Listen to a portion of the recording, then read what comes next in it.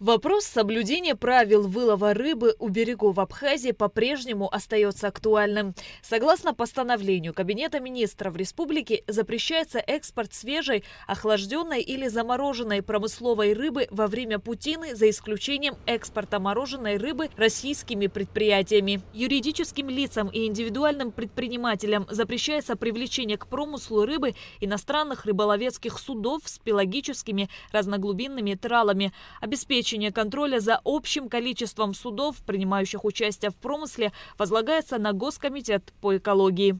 По правилам рыболовства у нас обозначены запретные зоны.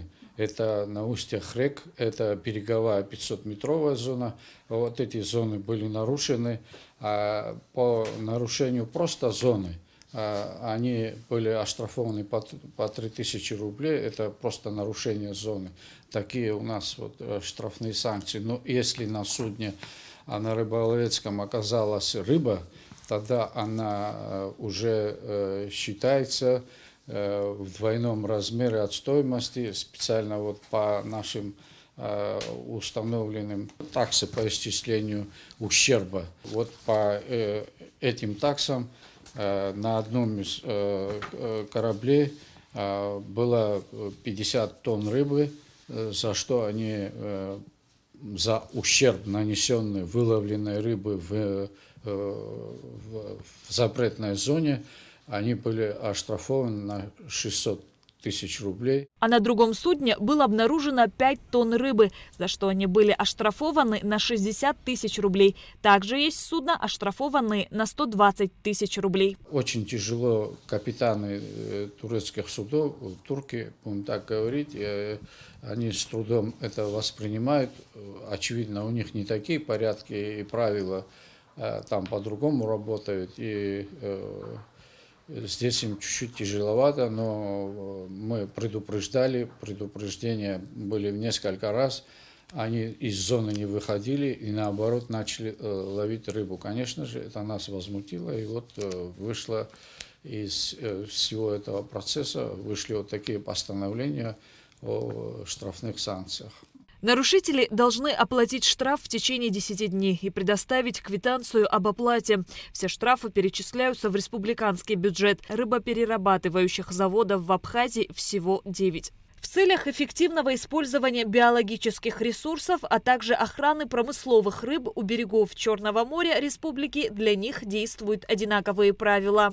По фрахте работают с заводами, Сухумский завод. И вот здесь, допустим, Сухрыбкомбинат плюс, это Сухумский завод, но у них еще один завод в Ачигварах стоит. Но судно называется Хапал Осман, которое оштрафовано за ущерб вот 600 тысяч рублей. Вот здесь есть 60 тысяч рублей, здесь есть 120 тысяч рублей. Келимоглу, Сухрыбхоз 1, Келимоглу 4, Сухрыбхоз, просто Сухрыбхоз есть, Шабан-Кияк 1. На 3000 рублей очень часто мы штрафуем, это нарушение зоны. Когда рыбы нет, мы не можем предъявить, а когда нет рыбы, 3000 рублей штраф за нарушение зоны промысла. В период хамсовой путины у берегов Абхазии проводятся плановые рейдовые мероприятия. По словам Мурмана Соломка, в них задействованы экологи и пограничники. Совместно проверяют улов, соблюдение правил рыболовства. Рейды осуществляются в благоприятную погоду, учитывается и состояние моря. Мы заранее должны сообщить им, что такой-то рейд намечаем. Они выбирают по погоде. По погоде корабли в море должны все находиться.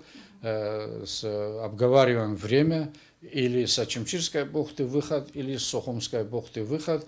2-3 человека наших экологов, пограничники абхазские также, и вместе высаживаемся. Я лично в этом году уже 1 раз был, все ребята по 2-3 раза уже ходили осматривать суда, рыболовецкие суда. Подходит корабль, мы не имеем права без пограничников, не имеем права, это за иностранное судно, без пограничников мы не имеем права на борт его заходить. В этом сезоне общий допустимый улов хамсы в осенне-зимнюю путину составляет 52 тысячи тонн. Период хамсовой путины в абхазской акватории Черного моря был открыт в декабре и продлится до 1 мая. Шазина Ханагу, Алексей Гухава, Давид Авицба, Абхазское телевидение.